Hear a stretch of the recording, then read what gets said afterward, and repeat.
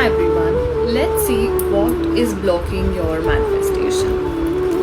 This is a general collective reading. Please take what resonates.